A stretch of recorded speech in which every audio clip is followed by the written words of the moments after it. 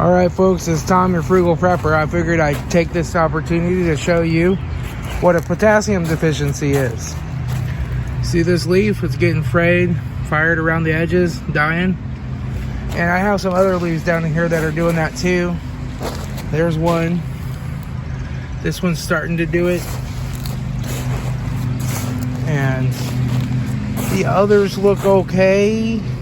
But I have some more back here on this end of the bed that are getting a little potassium deficient. So once they show a deficiency, they're already in their hidden hunger phase. See these right here, potassium deficiency.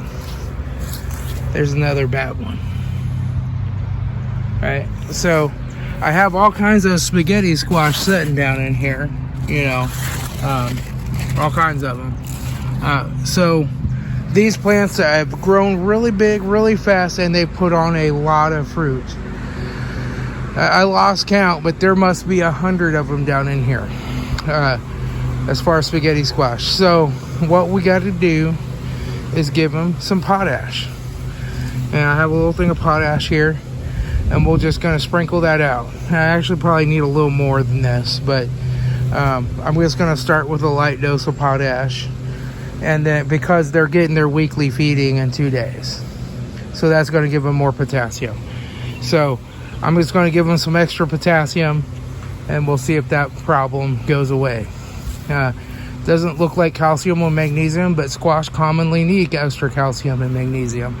But this is definitely a potassium deficiency. So I got me a big bucket of potash here. And I already put my potash down in the garden, but I've had this bucket for 10 years, and you can see how much of it I've had to use. So it's really rare to get nutrient deficiencies. But I think there's two things there. Last time, those watering pipes just aren't putting out quite enough pressure to dissolve the weekly feed really good, and it has not rained, and I did not hand water it in. So there was a lot of undissolved weekly feed. So I might have to start just hand watering in my weekly feed, but using my automatic watering system until I can get the water pressure up. So, you know, I think that was part of it, but I put a little potash down, and now we'll see if any more of those leaves start to look that way. All right, so I get this question all the time. Why do plants with the Mittleiter method, when you're giving them a weekly feed that's supposed to give them everything they need, why are they deficient, right? Like, why are they getting deficiencies? Well, what you have to understand is there's something called a hidden hunger in a plant.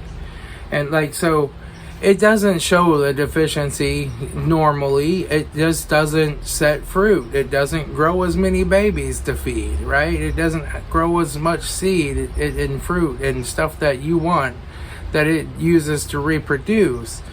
It says I can't support.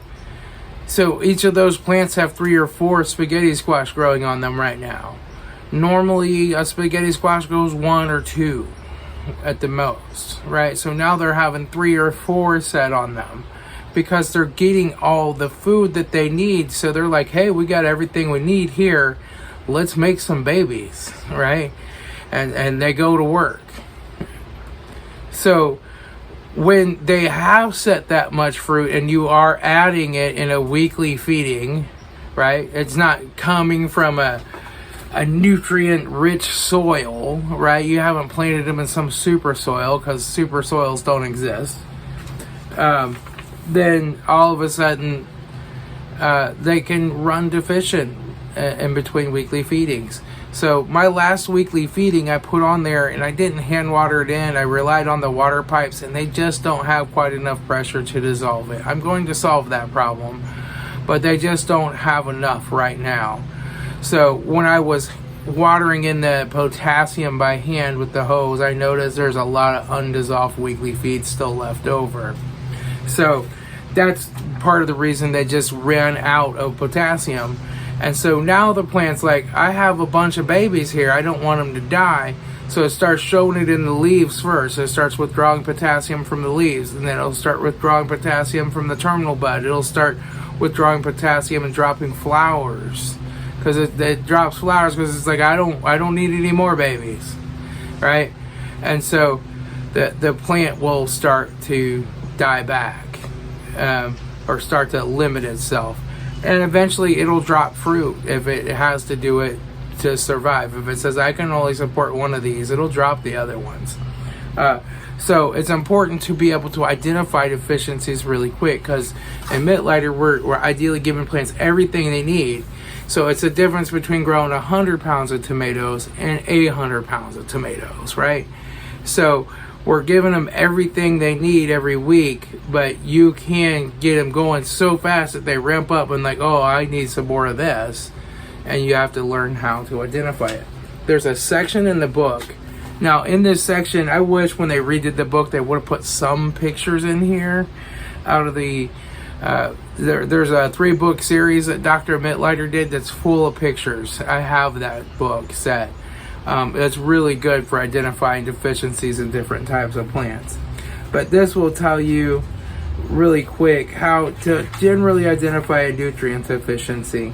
So for potassium, we have firing or scorching in the edges of the leaf and brown dry blotches within the leaf and leaf veins. I hadn't got to too many brown dry blotches, but I had some leaves with some brown dry blotches in the veins.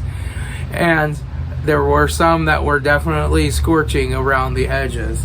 So that's I knew right away that's a potassium deficiency. And so the next thing that it would do after that is it would say the next sign is poor quality fruit or poor root growth, right? And grain stems weaken, filled heads bend downward, and later fall to the ground. So yeah, you want to correct that quickly when you first see it in the leaves. If I would have waited till next week, it would have gotten a whole lot worse, right? And then you can say like calcium deficiency, death of the terminal buds, quick and severe wilting. So when a plant, it needs calcium, it just wilts and large areas of the leaf just die. They're poorly colored, they have poor growth, right? And so, you know, there's all these things. Magnesium, the book lists all of them, and then it tells you the correction.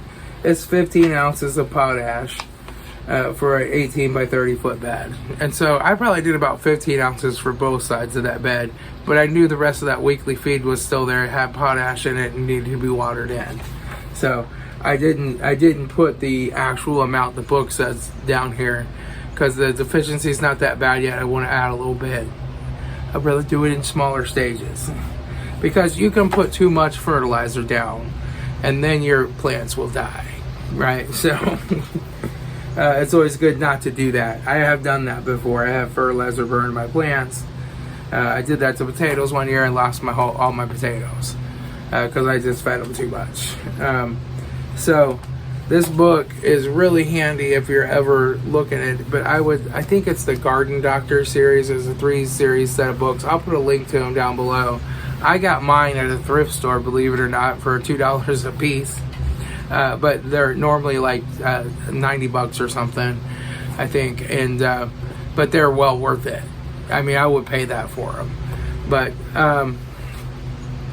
yeah, so that's why we see deficiencies, and that's just an example. I identified a deficiency. I'm like, oh, I need to treat that right now.